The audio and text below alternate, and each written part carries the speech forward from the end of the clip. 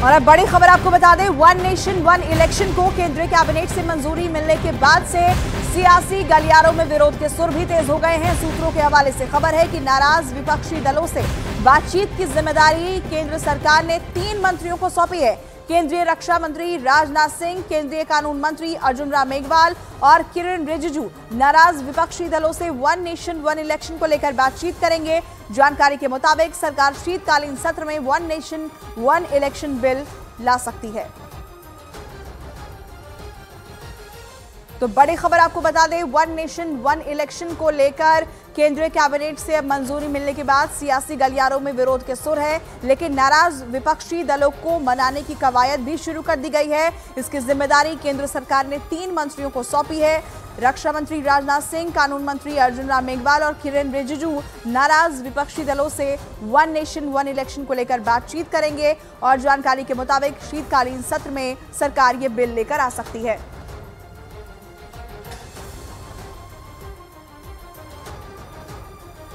One nation one election पर cabinet मंजूरी के बाद प्रधानमंत्री मोदी ने सोशल मीडिया प्लेटफॉर्म एक्स पर एक पोस्ट किया, जिसमें उन्होंने वन नेशन वन इलेक्शन पर कैबिनेट की मंजूरी को एक महत्वपूर्ण कदम बताया।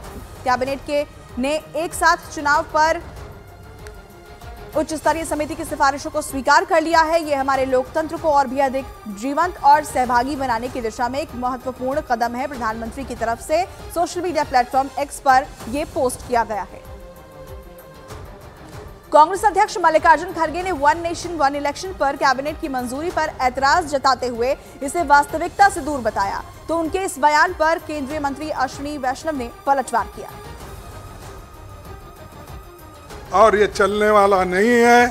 ये सिर्फ चुनाव जब बात है, कोई ना कोई कुछ मुद्दा नहीं मिल रहा उनको, ऐसी चीजें बात करने के लिए, इश्यू को डाइवर्ट करने के लिए वो बात करते हैं और इसीलिए और पूरे देश के लोग कोई मानने वाले भी नहीं हैं। बहुत जल्दी विपक्ष में भी उनके अंदर से आंतरिक दबाव बनने न लग जाए कहीं, क्योंकि देश में करीब 80% of the respondents who responded during the consultation process, 80% से ज़्यादा लोगों ने इसको बहुत पॉजिटिव सपोर्ट दिया है, खासकर यूथ ने। Youth is very much in favour of. BJP अध्यक्ष और केंद्रीय मंत्री जेपी नड्डा ने एक देश एक चुनाव पर कैबिनेट की मंजूरी को एक महत्वपूर्ण कदम बताया। उन्होंने सोशल मीडिया प्लेटफॉर्म एक्स पर यह पोस्ट किया और लिखा कि एक देश एक चुनाव के जरिए वित्तीय बोझ कम करने में मदद मिलेगी। उन्होंने लिखा कि एक देश एक चुनाव पर जेपी नड्डा ने जो लिखा है वो हम आपको दिखाते हैं। प्रधानमंत्री नरेंद्र मोदी की अध्यक्षता में केंद्रीय मंत्रिमंडल ने एक देश एक चुनाव पहल पर उच्च स्तरीय समिति की सिफारिशों को स्वीकार कर लिया है। राज्यों में अलग अलग समय पर चुनाव कराने की मौजूदा प्रणाली विकास प्रयासों में बाधा डालती है और राष्ट्रीय खजाने पर बोझ डालती है। एक देश एक चुनाव को अपनाने से सरकार पर चुनाव संबंधी खर्च और वित्तीय बोझ कम करने में मदद मिलेगी। इस ऐतिहासिक निर्णय का उद्देश्य चुनावी प्रक्रिया को सुव्यवस्थित करना और बेहतर प्रशासन सुनिश्चित करना है। One nation one election committee पूर्व राष्ट्रपति रामनाथ कोविंद की अध्यक्षता में बनी थी। इस कमेटी ने हाल ही में रिपोर्ट सौंपी थी। इसी रिपोर्ट के आधार पर मोदी कैबिनेट ने कमेटी के प्रस्ताव पर मुहर लगाई।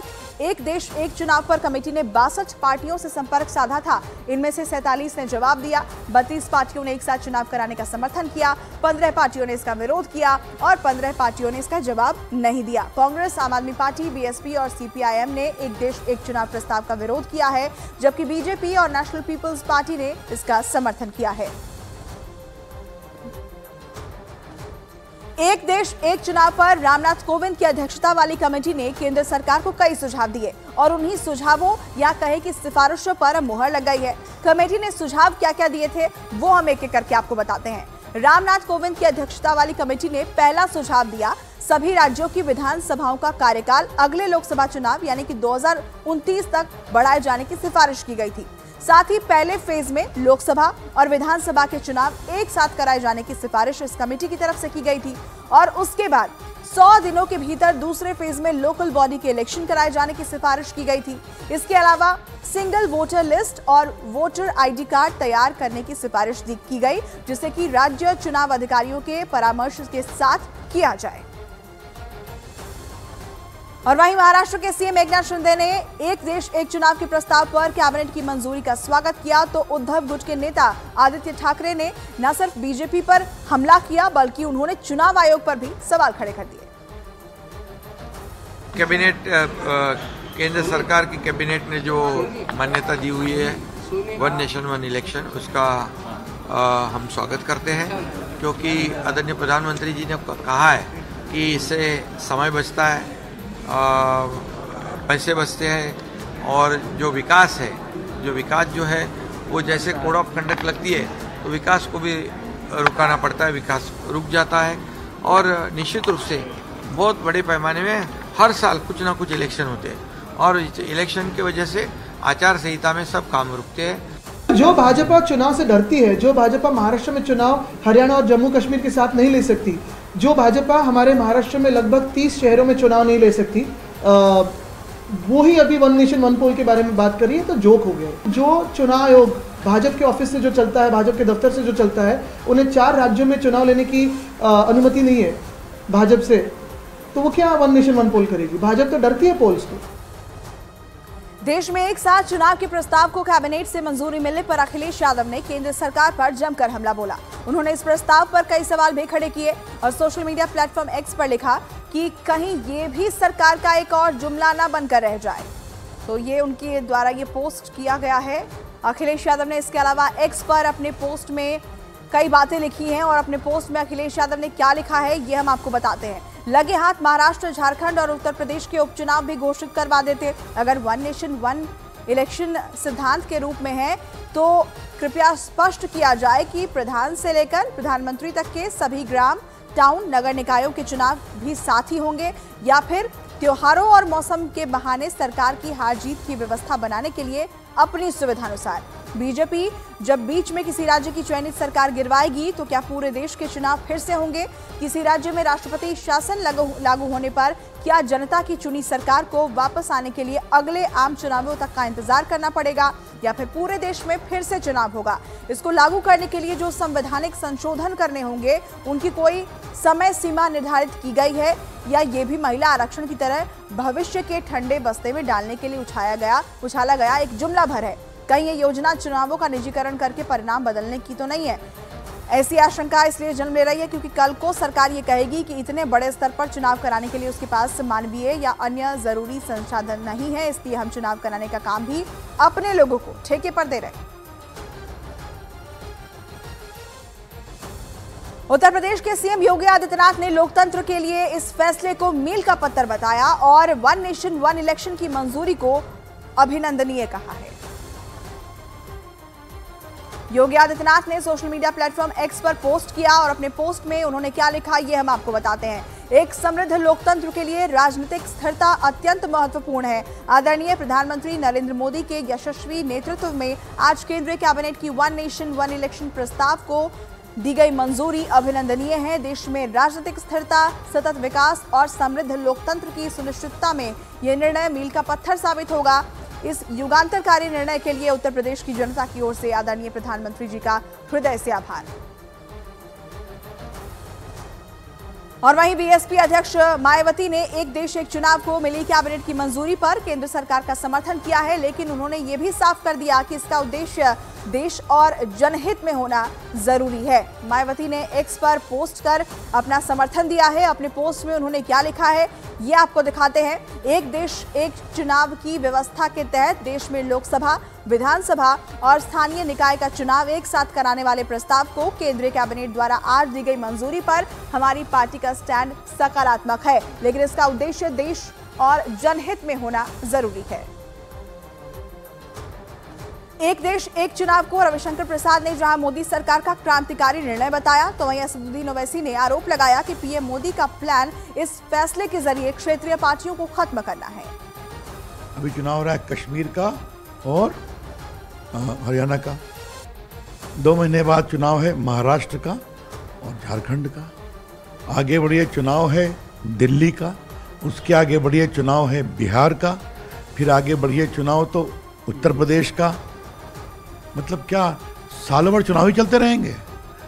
और जब भी चुनाव होगा लोग हल्ला क्या करते हैं कि साहब विकास को रोक दीजिए, मोदी जी प्रभावित करने की कोशिश कर रहे हैं, तो न विकास हो पाता है, उस पर राजनीति होती है, खर्चा बचता है, खर्चा बढ़ता है, चुनाव में खर्चा लगता है ना।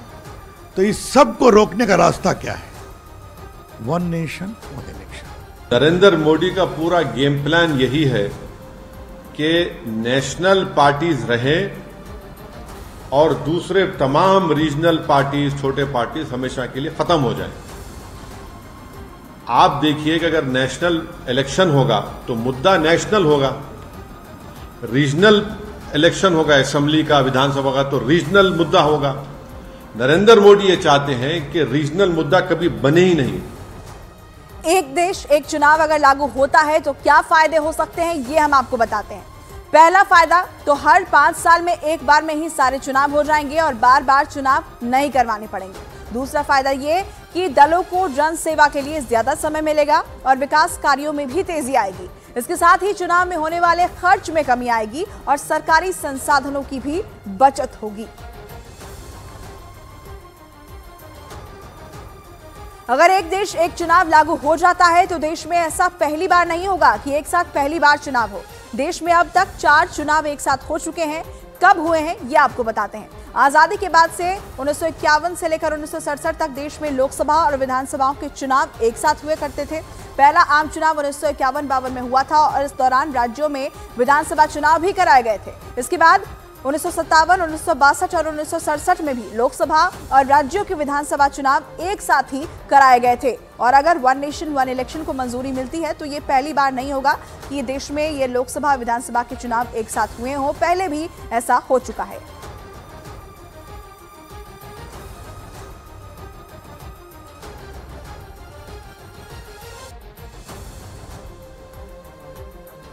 ये एक ऐतिहासिक और लैंडमार्क कदम है भारत की जो इलेक्टोरल प्रणाली है इसको स्ट्रीमलाइन करने की तरफ। ये भारत के लिए एक बहुत बड़ा कदम है गुड गवर्नेंस की तरफ। इससे पहले भी इस देश में वन नेशन वन इलेक्शन 1950 और 60 के दशक में होता था। जो आज विरोध कर रहे हैं शायद वो इस बात को भूल चुके हैं कि इंदिरा गांधी जी ने अपनी अति महत्वाकांक्षा में सरकारों को हटा के बिगाड़ने का जो खेल रचा, उसके बाद ही ये वन नेशन वन इलेक्शन की व्यवस्था गड़बड़ाई। ये मोदी जी का और भारतीय जनता पार्टी का एक और जुमला है। आप ये मुझे बताइए कि अभी 4 राज्यों में चुनाव होने थे, इन्होंने सिर्फ हरियाणा में और जम्मू एंड कश्मीर में चुनाव कराए, महाराष्ट्र और झारखंड में क्यों चुनाव नहीं कराए? ये 4 इलेक्शन एक साथ तो कराने की स्थिति में नहीं है और ये बात कर रहे हैं वन नेशन वन इलेक्शन करेंगे। उसको भी छोड़िए, अभी हम ये कह रहे हैं कि झारखंड और महाराष्ट्र के साथ दिल्ली का आप चुनाव करा दो। ये पूरे देश में एक साथ 3 राज्यों के इलेक्शन कराने की स्थिति में नहीं है। वन नेशन वन इलेक्शन एक अगला जुमला है।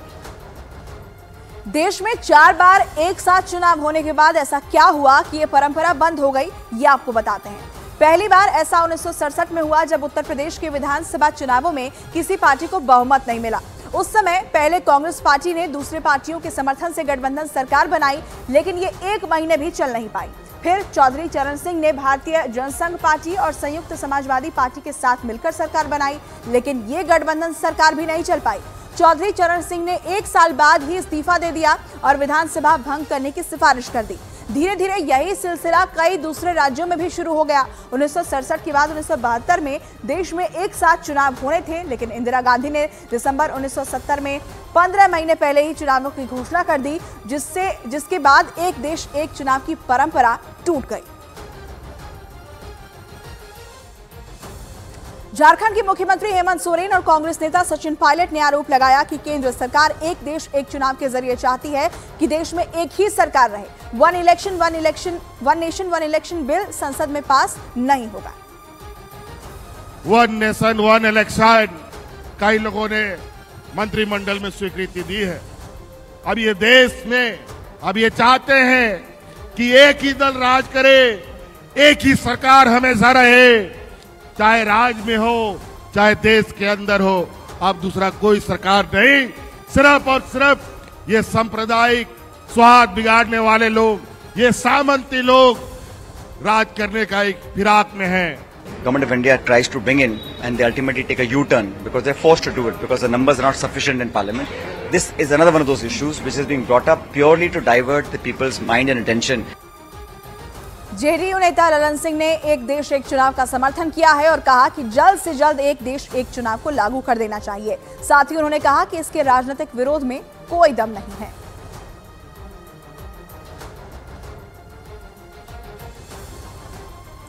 कांग्रेस नेता केसी वेणुगोपाल ने आरोप लगाया कि इस फैसले से सरकार मौजूदा मुद्दों से ध्यान भटकाना चाहती है। तो शिवराज चौहान ने दावा किया कि देश में बार-बार चुनाव से देश के विकास में बाधा उत्पन्न होती है। One nation, one election is not at all practical in this country. They also know about that. They want to divert the attention of the present issues, from the present issues. मन से बहुत प्रसन्न हूँ, गदगद हूँ। राष्ट्र हित में एक बहुत बड़ा फैसला कैबिनेट ने प्रधानमंत्री जी के नेतृत्व में अध्यक्षता में किया है। हमेशा होने वाले चुनाव देश की प्रगति में बाधक थे।